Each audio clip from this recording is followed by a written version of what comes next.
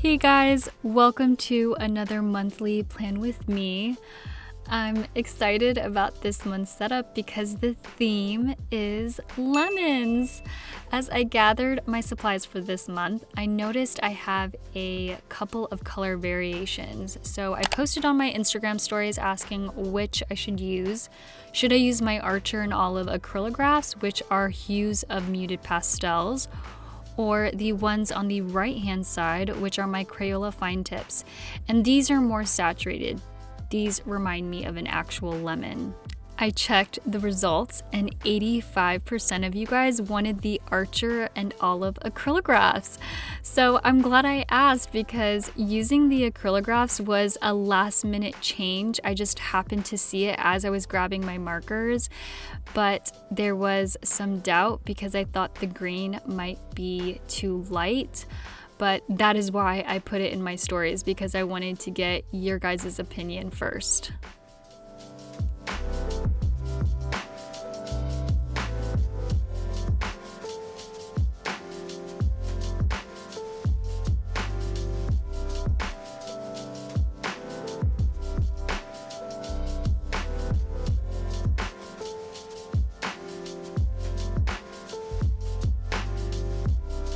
The Archer and Olive Acrylograph markers are my latest obsessions. I used them last month for my sister's March Plan With Me bullet journal setup, and I can't imagine using another marker. I talked about these in my latest stationery haul, and at the time, I don't think I was as impressed. But since I've been using them so much, they've grown on me. I honestly want to own them in every color. Every time I'm coming up with a monthly Plan With Me setup, I have my acrylograph markers in mind. I'm actively trying to find a way to include them in my setup because they're so pretty.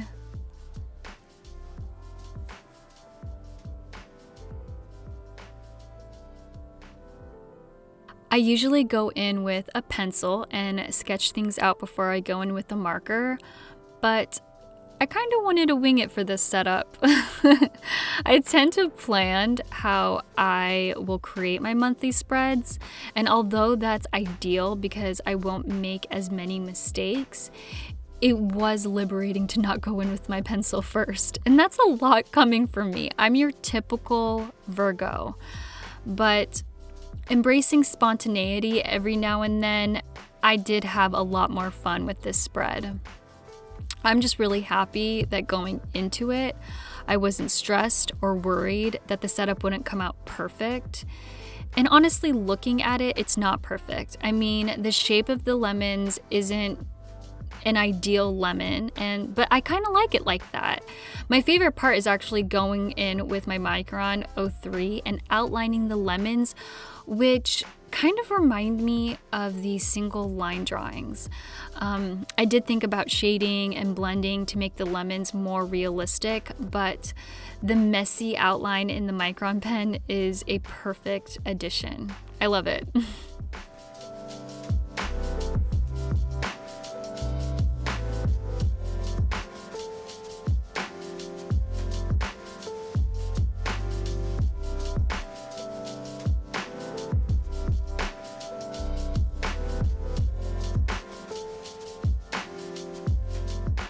Next, I am moving forward with the calendar setup. I'm taking my Tombow Fudaneschi brush pen and writing out the month. If you are new to the channel, I've been creating my calendar on one side of the page, which isn't a lot of room to write each day's events because this is an A5 size notebook. But that is why I have an important dates, notes, and reminder section on the right hand side that correlates with the events I have going on with that month. Recently, I realized I wasn't putting the days of the week at the top of the monthly overview.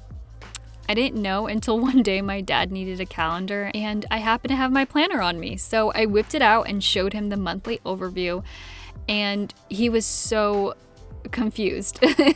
He said something along the lines, I've never seen a calendar like that. And when I looked, I noticed I don't have the days of the weeks. Like, I know because I always start my weeks on Monday, but for someone else looking at it, they're not going to know. I did so by coloring it with a Tombow N15 marker and then taking a white Uniball Signo pen and writing out the days. I like it because it adds another design element, another layer to the spread.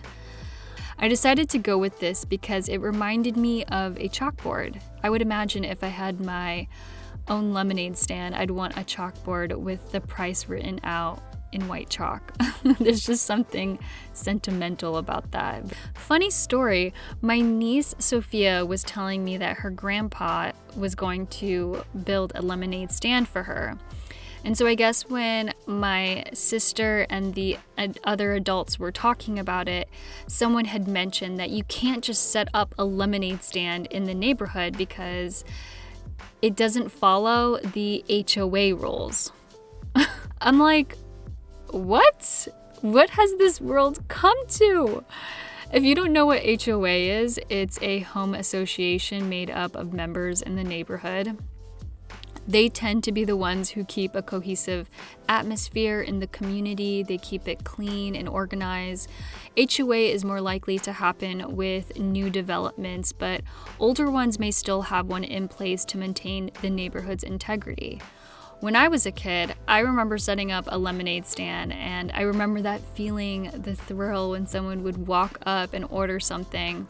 And I just thought that was so much fun, especially when you're doing it with your friends.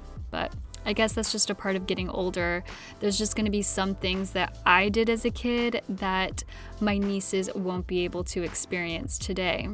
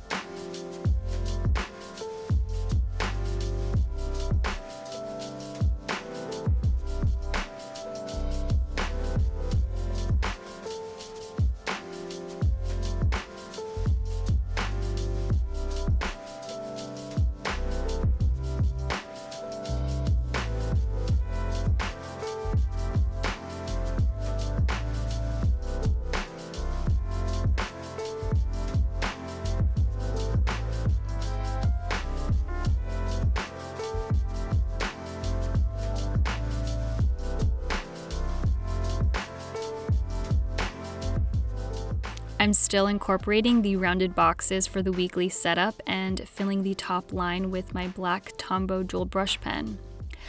I also thought it would be fun to draw out a lemon at the top of each day and then take my letter stamps and put in what day it is. The boxes for my daily to-do list aren't that big, they're 13 by 8, but I honestly don't mind how small they are considering I have a section for my weekly to-do list that are tasks that don't necessarily have a due date. I just need to get it done at some point in the week. I also have a box for next week's to-do list, which I've never done before, but it's definitely helpful when I don't have next week's setup done, so that when I finally set it up, I can just transfer over all of my tasks to next week. I also added a dedicated grocery list section, which I don't always have in my weekly format. I added it because I know I'm going grocery shopping this week. But back to my original thought, I don't mind how small the space is for each day's to-do list because I have other areas in the setup that allows me to organize my task in a more detailed way. Sometimes I don't have the extra boxes and instead dedicate more space to the daily to-do list, and that's when I'll use the bullet journal migration method to keep track of tasks I have going on that week.